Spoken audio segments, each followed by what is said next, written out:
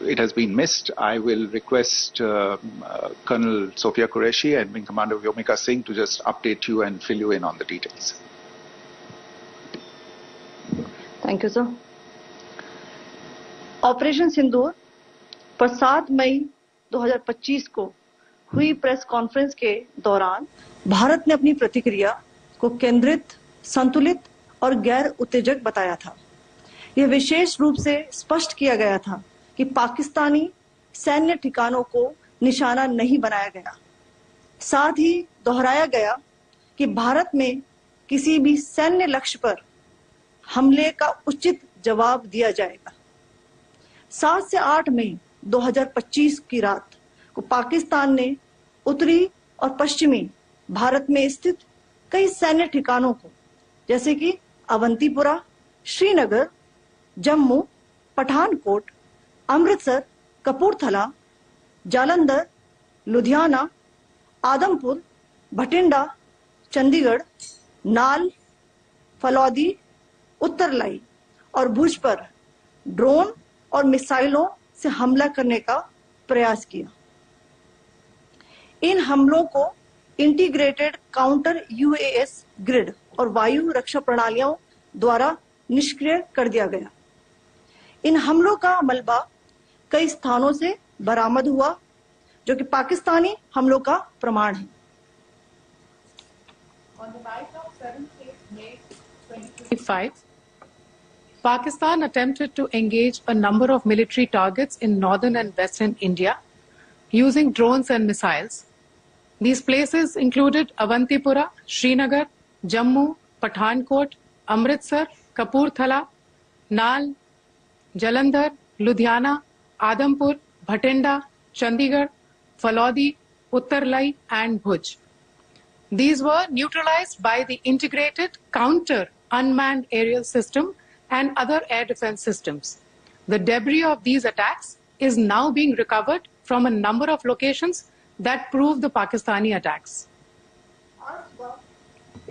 आज सुबह भारतीय सशस्त्र बलों ने पाकिस्तान के कई स्थानों पर वायु रक्षा रडार और प्रणालियों को निशाना बनाया। भारत की प्रतिक्रिया समान क्षेत्र में समान तीव्रता के साथ की गई। यह विश्वसनीय रूप से ज्ञात हुआ कि लाहौर में स्थित एक वायु रक्षा प्रणाली को निष्क्रिय कर दिया गया।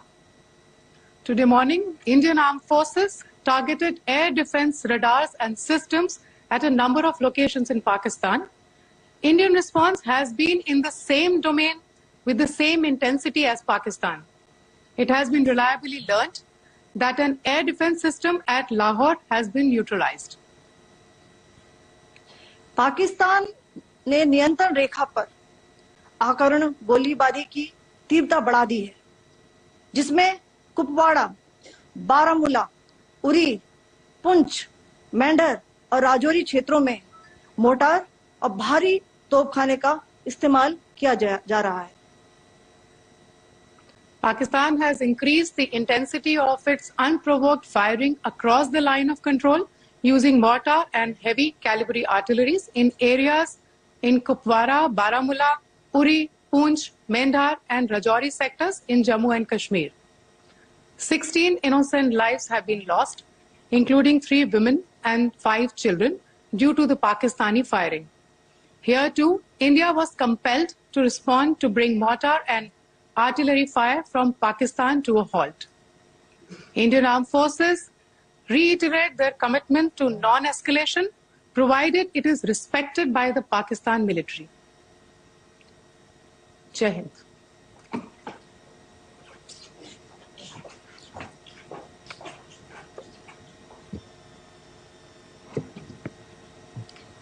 Thank you.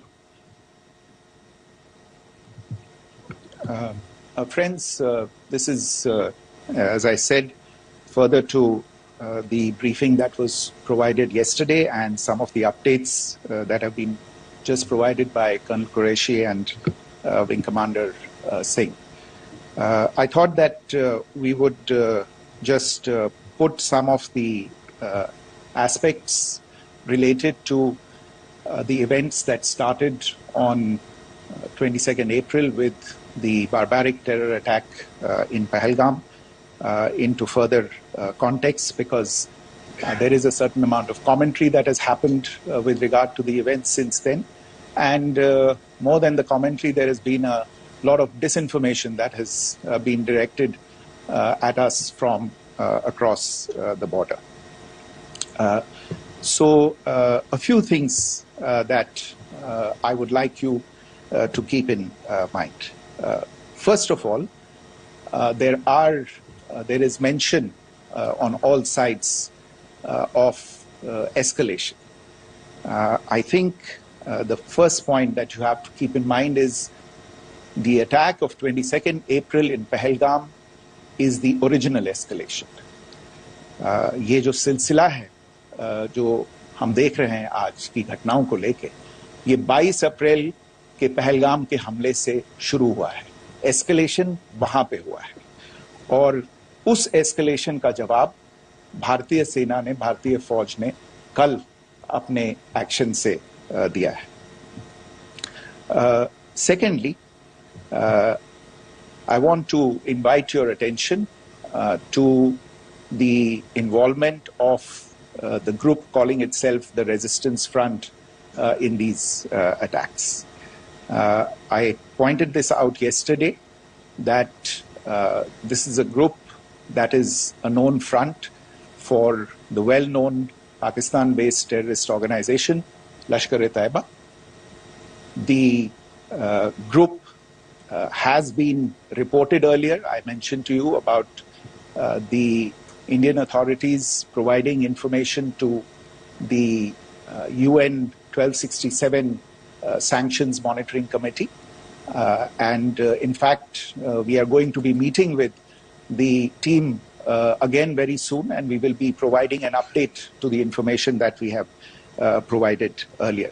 But what is interesting, दिलचस्प बात यह है कि संयुक्त राष्ट्र की सुरक्षा समिति में जब पहलगाम के हमले को लेके एक प्रेस वक्तव्य जारी करने की बात चल रही थी, तो आप सोचिए किस देश ने टीआरएफ का, द रेजिस्टेंस फ्रंट का उसमें मेंशन किया जाना, उसको अपोज किया, पाकिस्तान ने.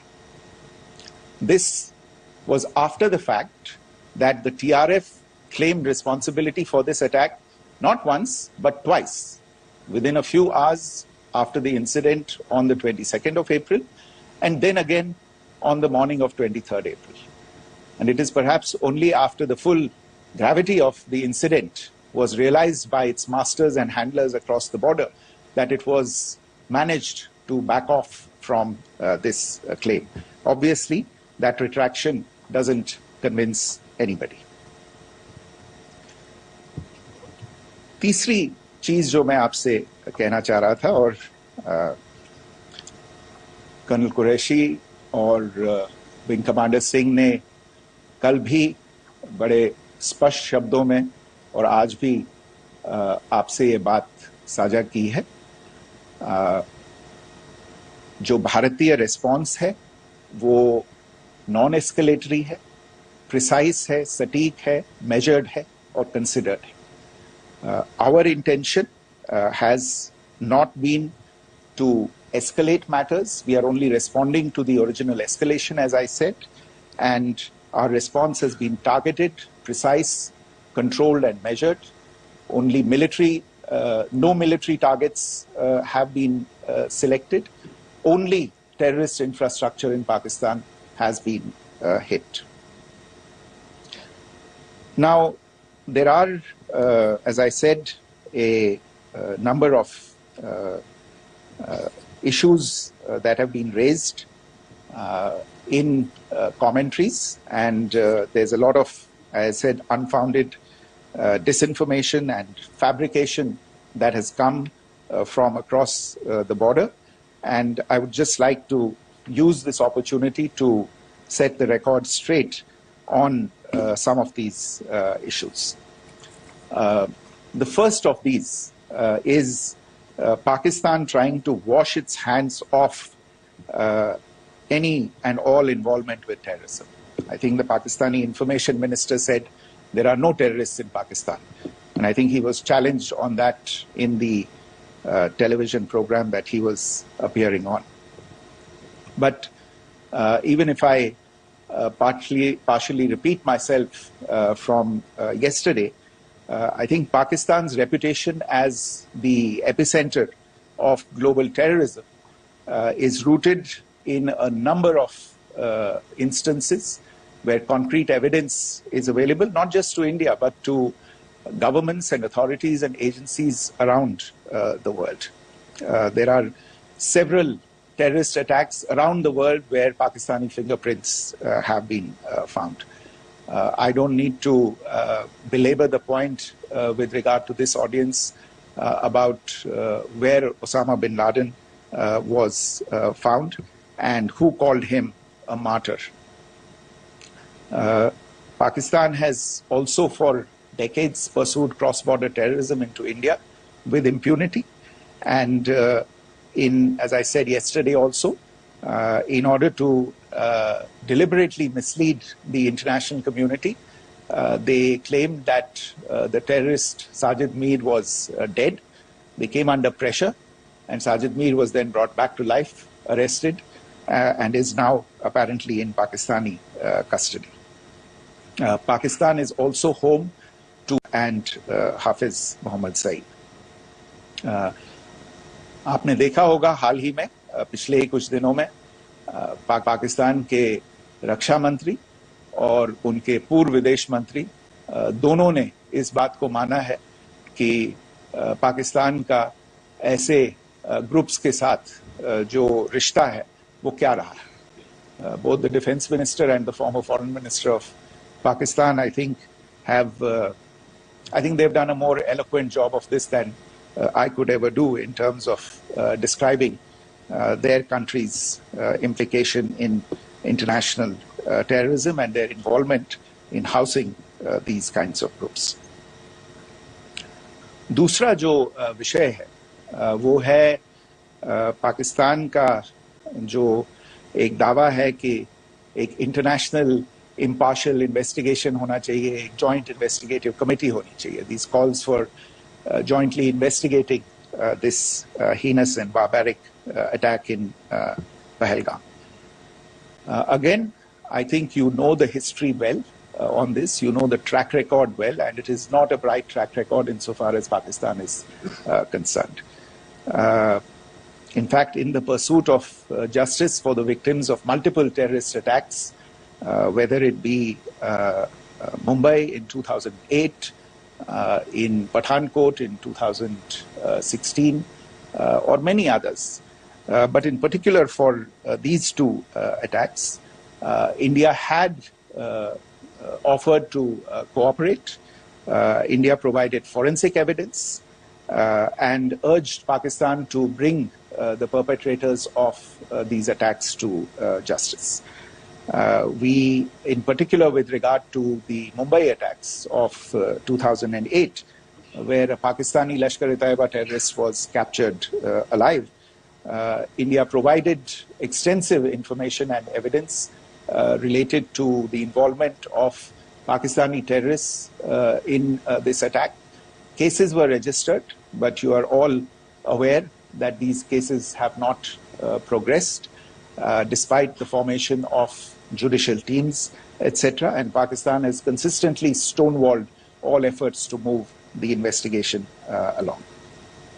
In fact, with regard to the Pathankot attack as well, a joint investigative team was formed. We gave access, unprecedented access, I should say, to Pakistani team to the site of the attack.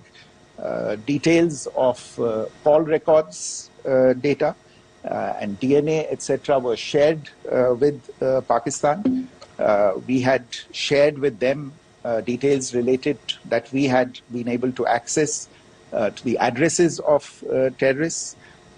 We presented evidence against the office bearers of Jaish-e-Mohammed who had conspired in the attack and the handlers of the terrorists who facilitated them and guided them in. But there has been no movement on this. So in all of this, I think the experience has not been positive, and it certainly doesn't give us the confidence now to take at face value Pakistani assertions of wishing to participate in a joint investigation. These are just delaying tactics. These are just stonewalling tactics. And in fact, there is reason to believe that Pakistan uses the evidence that we provide only to cover its tracks and, in fact, defend the terrorists who we are looking for and obstruct the path of investigation. A third point that I wanted to address was the claim that only civilians were killed in the strikes on the 7th of May. We have made the point very clearly that all attacks on the morning of 7th May were against carefully selected terrorist infrastructure, terrorist targets. It is not clear to us, in fact, seeing some of the coverage of the after effects of these strikes, including funerals for the terrorists that are held yesterday. I think a lot of you have seen the reports and the coverage on media. If only civilians, if any civilians were killed in these attacks, I wonder what message this picture actually sends to all of you. This is a question that is worth asking. It's also odd that the funerals of civilians are carried out with the coffins being draped in Pakistani flags and state honors being accorded. As far as we are concerned, the individuals eliminated at these facilities were terrorists. Giving terrorist state funerals may be a practice in Pakistan. Doesn't seem to make much sense to us. Pakistan has also claimed that India deliberately attacked religious sites. This is completely false again.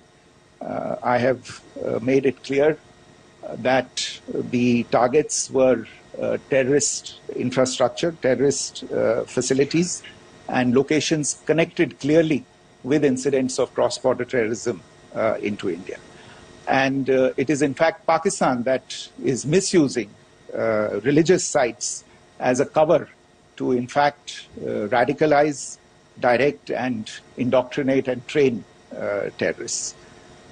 In fact, contrary to what Pakistan is claiming, yesterday Pakistan launched a targeted attack on the Sikh community in the state of Jammu and Kashmir, hitting Gurdwara in Poonch and the homes of Sikh community members, which came under attack. And we know that at least 3 individuals were killed in that particular attack. Pakistan is also making attempts to, in fact, just to add to this point, the retaliatory action that Pakistan has taken, in fact, is impacting civilians. I showed you the picture of the Gurdwara and the Sikh community members who were killed in this. There are other civilians also who've been killed and injured in these attacks. In fact, since yesterday morning, a total of 16 civilians have been killed and 59 others have been injured in the attacks by Pakistan. Not only this, Pakistan is also making attempts as part of its disinformation campaign to paint our action with regard to cross-border terrorism through the communal angle. If that is the issue, then I think I can do no better than to cite or point you in the direction of the Pakistan Army Chief's speech of 16 April 2025. I think that is the last word in communal rhetoric. And in the Pahalgam attack itself, you are aware of the kind of religious profiling that was done there. And perhaps there is a linkage between these two events. I can only say that these nefarious designs will not be allowed to succeed in India. And it is to be noted that people from all faiths, all religions, all regions in India have unequivocally, not just in India but around the world, have condemned these attacks. The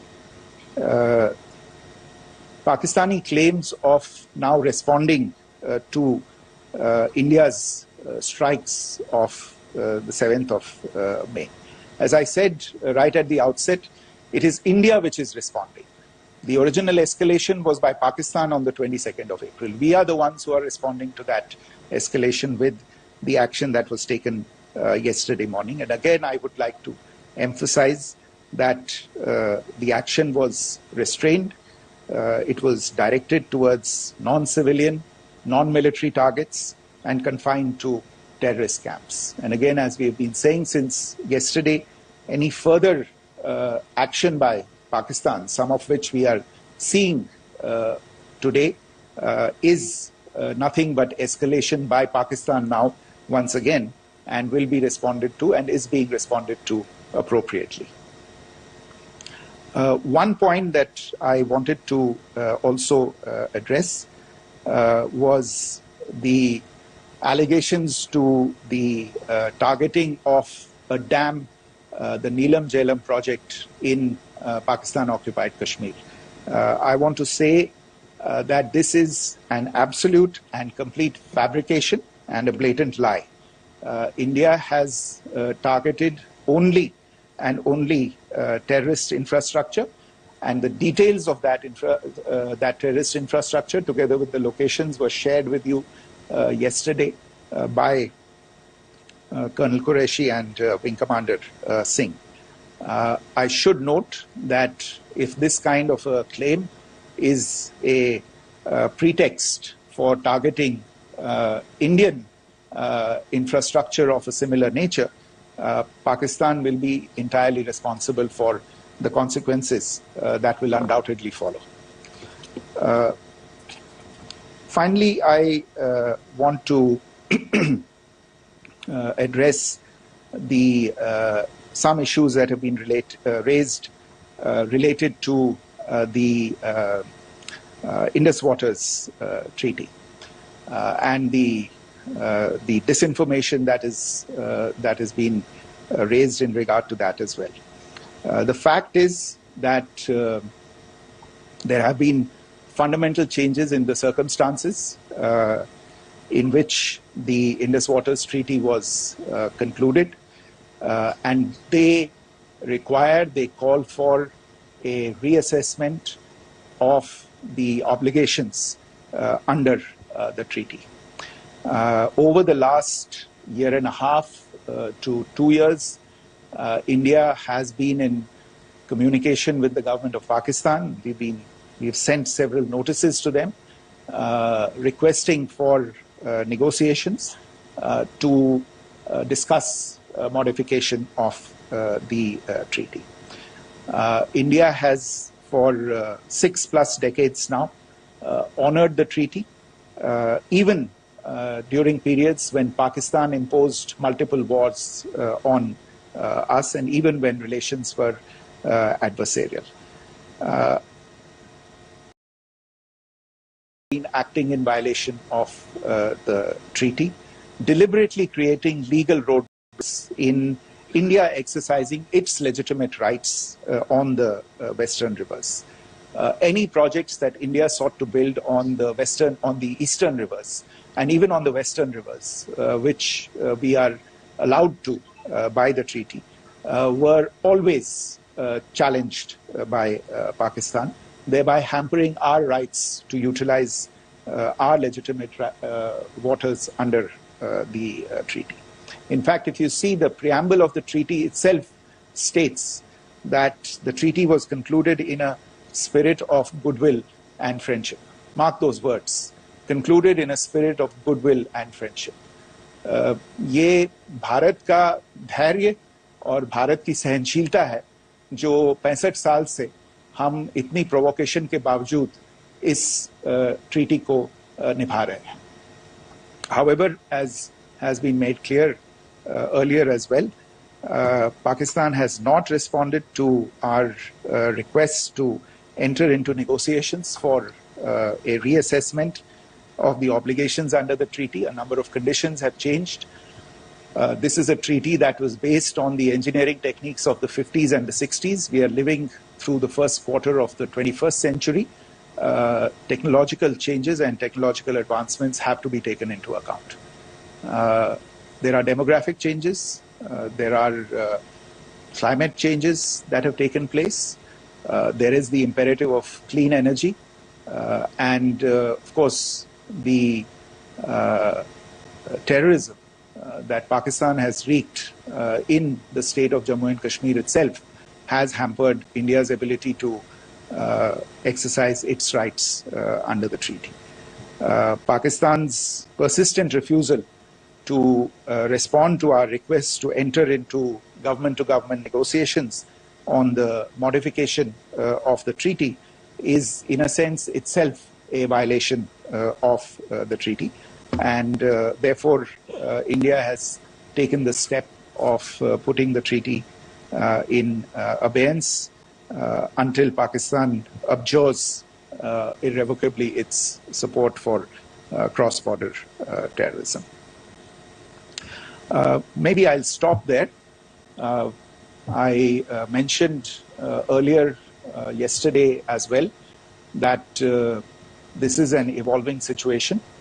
I would therefore ask all of you to be considerate and restrained. It will not be possible for us or my colleagues from the armed forces to share operational details at this point in time. Beyond that, if you have any questions, may I have time for only a few, and I'll try to answer those questions. Okay, I give the floor to Rishabh.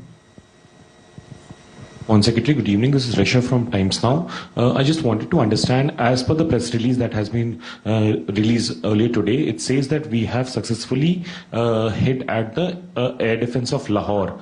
Does it give our forces a better chances if in case of further escalation? And are there other air defense places as well at strategic location that were targeted?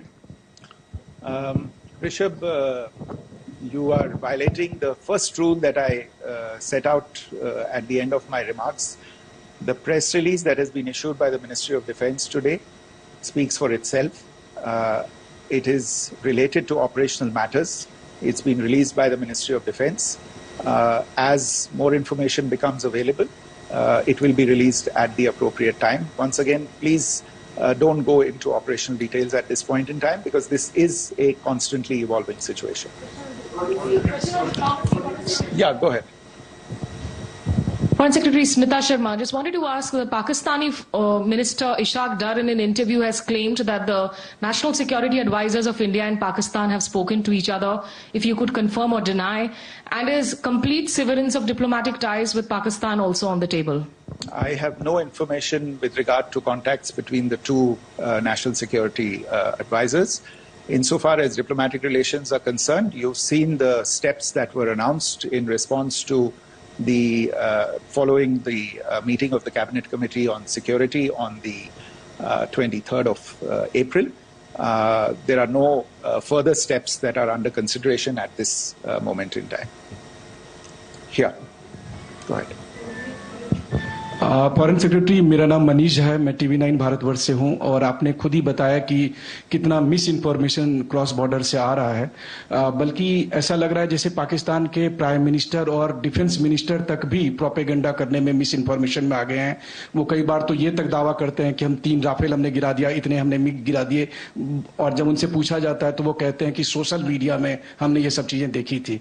तो अगर आधिकारिक तौर पर अगर आप कुछ कह सकें इस पर, ताकि उन्हें भी समझ में आए कि इस तरह के प्रोपेगेंडा नहीं चलने वाला है। देखिए, जब सही समय होगा तो आधिकारिक तौर पे इसके बारे में सूचना दी जाएगी। लेकिन जो आपका प्रश्न है कि प्रधानमंत्री और उप प्रधानमंत्री और विदेश मंत्री, उनके रक्षा मंत्री इस तरह की बातें कर रहे हैं, तो इसमें अचरज की कोई बात नहीं है। आखिरकार ये एक देश है जिसने अपना इसका जन्म लेते ही झूठ शुरू हो गया था।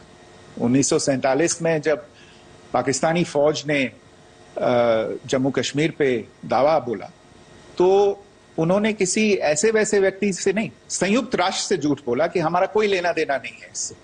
ये लोग जो गए हैं वो तो कबायली हैं।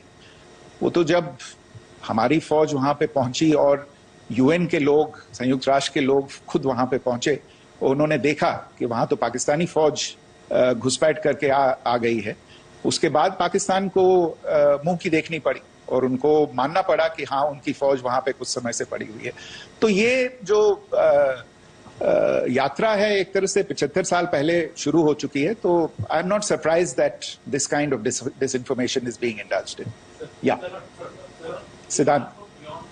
So Siddhant from Beyond. Sir, we have seen a lot of negative comments coming from the Pakistani military of escalation.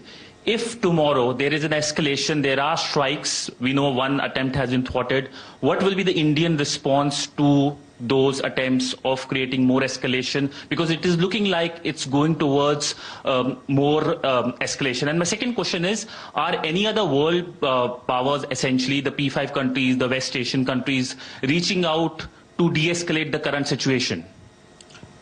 Look, on escalation, we've already made our stance clear. I mean, there are 2 basic points. First of all, it is Pakistan that escalated on the 22nd of April. We are only responding to that escalation.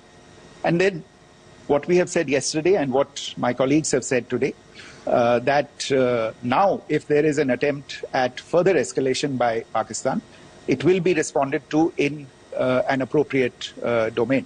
And therefore, the choice is recognition of the government of India's right to respond to these attacks in self-defense, and of course a desire to ensure that there is not further escalation. I think these statements speak for themselves. Yeah. There.